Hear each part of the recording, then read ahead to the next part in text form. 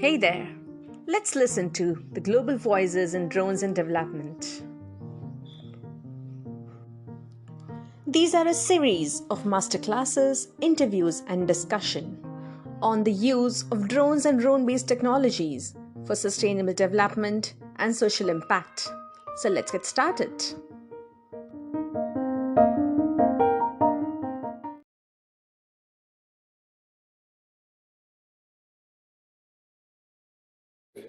So, good afternoon, everyone. Just a few very short slides talking about what we feel is a really critical matter for drone integration, and that's how a ground-based sensor network can integrate drones with manned aircraft. What's the current situation at the moment? Well, I think we all believe that drone deliveries, inspections, and air taxis will undoubtedly transform the way we live our lives. There's no shortage of evidence in this exciting event and many other activities around the world that demonstrate that to be the case. And there's huge amounts of time and effort being poured into this process. But there is a big problem that risks the future of the entire ecosystem. And that is that drone vision systems are not good enough by themselves to detect aircraft at the moment. And the risk of collisions requires drone pilots to maintain visual contact, by which we mean visual contact with their drones at the moment. So this is the BV loss, i.e. drones have to fly within visual line of sight, and of course, visual contact with other manned aircraft, which are not always particularly easy to see.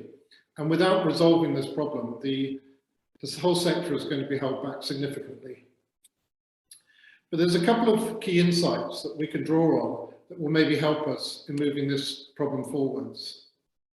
Firstly, it's important to understand that onboard sensors by themselves won't or are highly unlikely to achieve the required levels of coverage. Generally speaking, regulators are looking for something like 90% of aircraft being seen over urban areas and something like 50% of aircraft being seen in rural areas. So if you look at the JARAS, SORA, the EASA regulations in this area, you have to consistently and reliably see 90% of aircraft in urban areas. Now, onboard sensors can pick up other aircraft, and there's a lot of movement in this technology, but the problem is the consistency. It's also expensive equipment. It's very consumptive in terms of energy on board the drone, and generally speaking, it's too expensive for the operations that we're offering to fit these sensors on board, and that's a key insight. Secondly, you can though replace it with a ground-based sensor network. There's a number of these sensor networks that operate on a non-professional basis or a hobbyist basis at the moment, where they're ingesting aircraft telemetry data, and we can integrate that data and fuse it, bring it together with the drone positional data, which we have through the drone ground control stations, and we can create what we're calling a trusted airspace picture. Effectively, you can see where the drones is, and on your device, you can see where the other aircraft are. What are the benefits of doing this? Well, the key benefits are that they allow us to integrate drones and manned aircraft together. And that's very important. This is something that the regulators like the Civil Aviation Authority in the UK have said will be an acceptable form of risk mitigation. It's something that they're allowed to, they're allowed and minded to approve within UK regulations and presumably in many other regulations around the world. This allows safe separation procedures to be applied, so it's not an entirely technical solution. My background is airspace management and air traffic control, and there will always be a role for a human in the loop, or at least on the loop, and for human procedures to apply, for instance, keep well clear rules and to remove the drones from the path of aircraft if aircraft were, for instance, to come into areas where drones were operating. But those procedures alongside the technology can make the system work. And this means that traffic managers, typically UTMs, can operate with a full airspace picture. And that's really critically important. The question I would ask of the audience and any traffic manager is, how are you going to manage the traffic if you don't know where it is? And I don't just mean the traffic that your UTM is managing. What about the traffic that the other UTMs are managing? Or the traffic that you can't see because it's not being managed by UTM, it's being managed by an NSP because it's manned aviation. So we've got to be careful we don't put the cart before the horse. We actually start by figuring out where all the aircraft are and whether we can see them. So what does this look like in the future then? Well, we've built a solution for this based on ground-based sensors, which you can see in the image. We offer it as free license software because we believe it should be accessible to everybody. And we combine the sensors, which are aviation antennas, they're existing commercial off-the-shelf products, with apps within the system that connect it via APIs, application programming interfaces. And businesses then can subscribe to the data feeds and can then fly their sensors beyond visual, fly their drones over sensors beyond visual line of sight. And we're setting up a number of zones in the UK and indeed starting abroad now, demonstrating exactly this capability. Key thing is it's built to regulatory standards, so this is a professional network, it's not a hobbyist network. It conforms to international standards, by which we mean cybersecurity, software assurance levels, agreed data and API integration standards, so that everybody is using the same standards, so that everybody can be part of the same network. And there's a patent pending for the work that we're doing. And that's really the message that I wanted to get across. I think it's quite a simple one, but I think it's a very powerful and important one. We certainly have much more detailed presentations which go into how the system works and how it's deployed. And if you'd like to work with us, how we do that. We're a UK, actually London-based organisation, Neuron Innovations. We are all aviators. The founders are drone experts, an airline captain with a software background, and myself from, as I said, an airspace and air traffic control background. So that's the presentation. I hope it's been of interest, and I would be very happy to take Q&A if we've got time for that now.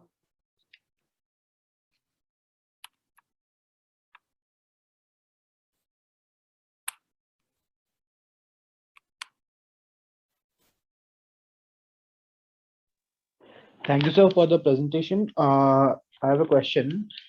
The question is like, if we have a drone classified or let's say identified as a body in the air, and then comes up a aircraft, how are both of them distinguished from each other, and how like we can stop the sky from being clouded by so many drones and aircrafts?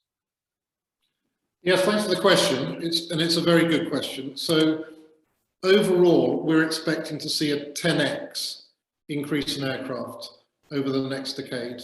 And those will by and large be drones. So they're different to the manned aircraft that we're seeing now, but we're seeing many, many more platforms. And all air traffic controllers that I know, and I know them fairly well around the world, say that is not something they want to manage. And in fact, they're not even able to manage because they don't normally have HF and VHF voice comms to the pilot. They can't pick up the drones on their traditional radars. And as we know, radars are very expensive. They don't have full coverage anyway. So there are many areas where there simply isn't surveillance to conduct the work. So you have to come up with a new solution, and that's adding antennas in a ground-based network, a mesh network or an IoT network, if you like.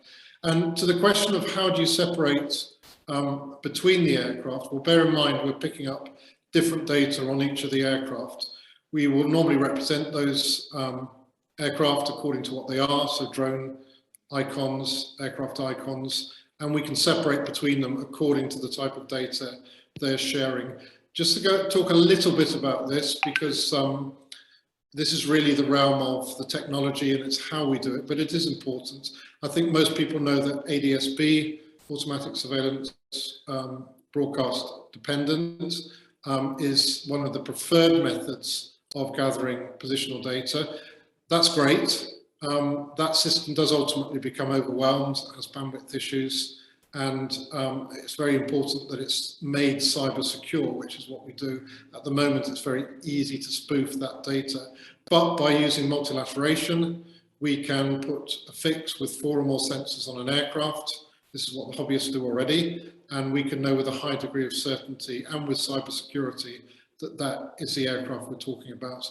And using that information, we can using that data, we can find out further information about the aircraft. So that's how we do it. Hopefully that answers your question. Thank you, sir, for the answer.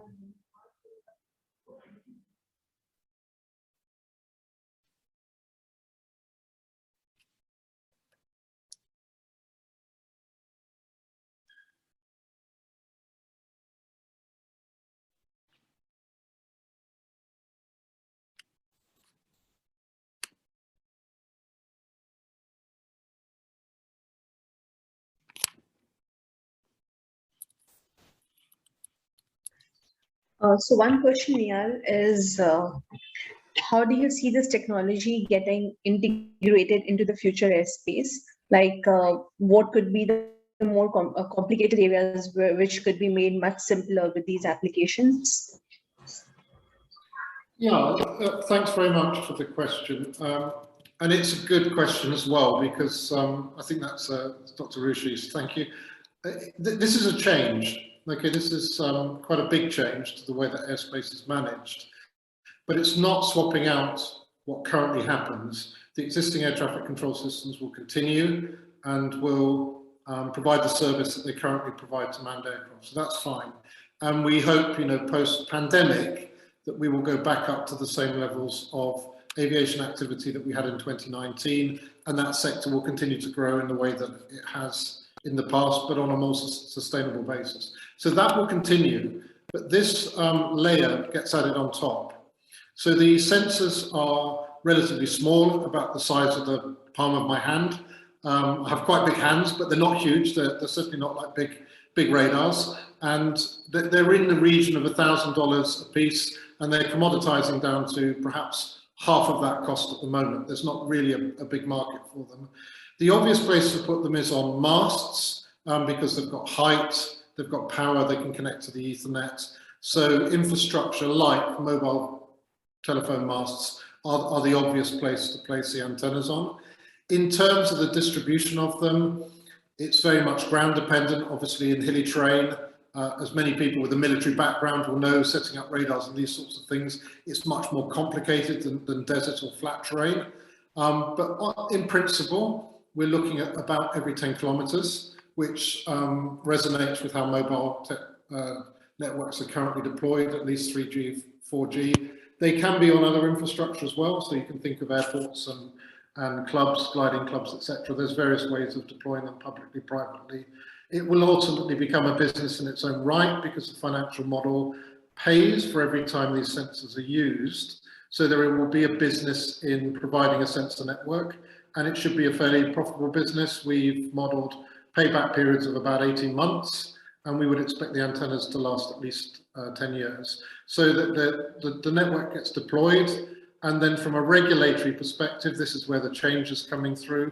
At the moment, they would be in areas which are known either as transponder mandated zones or sensor mandatory zones in the UK at the moment.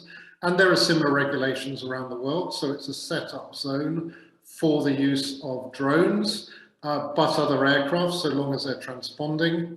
We anticipate the mandation of electronic conspicuity in the UK in 2024-25, which means all aircraft will have to transpond their position. And then it really opens the airspace up to do this on a much wider basis and not just in zones. So it will be a stepping stone approach via zones and via ground-based network deployments. But ultimately, we see the whole airspace changing, or at least the unsegregated airspace changing to this way of working. Obviously, segregated airspace around airports, etc., slightly more complicated, will follow necessarily a more restrictive set of rules, but we'll still use the same technology. Hopefully that's a good answer. Thank you. So we have another question from a participant. How do or where do we install radars in urban areas where more people are around? And does the ground-based sensor network are they 100% reliable for safety? Yeah, so it's a good question as well, because I think we generally have to distinguish between urban operations and rural operations. We're dealing with a number of hazards here. There's the air-to-air hazard, which we're familiar with, and it's really the crux of the issue. The regulator isn't confident that the air-to-air hazard is properly managed at the moment, hence the restrictions that we work under. But there's also a ground-based hazard as well, in the event of aircraft having to land in an emergency, or even, you know, God forbidding, that there's a crash or similar, that there will be a ground-based risk, which is much higher in urban areas. And I think this is a key planning factor for things like urban air mobility, so air taxis in urban areas and flying over populated areas as opposed to roads and rivers, etc., where the ground risk can be mitigated to a certain extent. That said, as we move to 5G technology, 5G antennas are actually much closer together. They're more like 500 meters than 5 or 10 kilometers. So there will be plenty of placements on roof-based masts where we can put these relatively small antennas. They're not big radars, so there's not a big risk. In fact, they really represent no risk either from a radiation or from a, you know, falling to the ground hazard perspective at all. So the only real issue, and it's not a trivial one, is flying in built-up areas. So the wind turbulence issues around high-rise buildings, the intervisibility, obviously, if you have block lines of sight, and the general requirement not only to have a more dense network, so you've got very good coverage, but I suspect regulators will need backup through things like 5G for command and control systems, that type of thing. And that's a whole process that's being worked through at the moment. But from a risk perspective, there's no additional issue with our solution in urban areas, and that's the key point. Thank you so much, Niall. And how far do you think in the future are flying cars? So, well, that's another very good question, and we're all quite excited to see them coming about. I think the Chinese are very keen to be the first down to the gate with EHang. There's talk about certification. I don't know whether it's passenger carrying for sightseeing or whether it's just cargo carrying, but it will become passenger carrying in due course. I know Archer in the US are chomping at the bit and getting pieces of certification through. I also know and there's some very, very good companies, both here in the UK and the US, of course. You know, vertical aerospace in the UK is making great strides and really attracting market interest. Joby and a number of other American contenders just look very strong propositions to the market. And, you know, even the big players like Hyundai, who have obviously infrastructure, which not everybody knows, but also automotive manufacturing on a large scale behind them, each have a different approach to the market. So I think the short answer is actually very soon. We'll start seeing more and more air taxi activity on a trial basis, on initial certification basis. There may be certain use cases in safe areas like sightseeing overseas or river areas, coastal areas, that type of thing. And we'll build up from there. But I think the interesting thing is going to happen when we see manufacture at scale and when we see approvals where the safety levels allow, you know, this real intra-urban operation where we've overcome where the vertiports are coming, and there's some super exciting solutions there with things like urban airports. I think the first one we're getting is in Coventry in the UK. In the new year, a modular-based approach, and several of the others from people like Skyports, etc., who have already had installations in places like Singapore. So people are going at different speeds for slightly different solutions, but I think we'll start seeing it very soon. These guys actually need to be able to see the other aircraft as well, because remember, there'll be a lot of drones up there by the time they're flying. And I think we're going to see a very, very different sky when we look up in the near future. And that's a fantastically exciting prospect. Thank you so much, Niall, for a very interesting presentation. And we look forward to hearing more often from you on our platform and learning from you. And we really hope we can be a part of your solution someday and help you scale up your applications. Thank you so much for being a part of the conference. Thank you for inviting me. It's been a pleasure.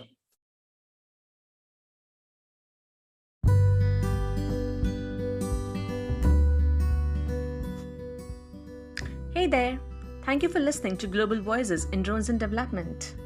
We will be releasing at least one new episode every week, and that would be on a Saturday. So please do tune in. And you're most welcome to join the Global Alliance on Drones in Development, where we would be having podcasts, videos, masterclasses, meetings, discussions, and much more. So see you around. Thank you for listening.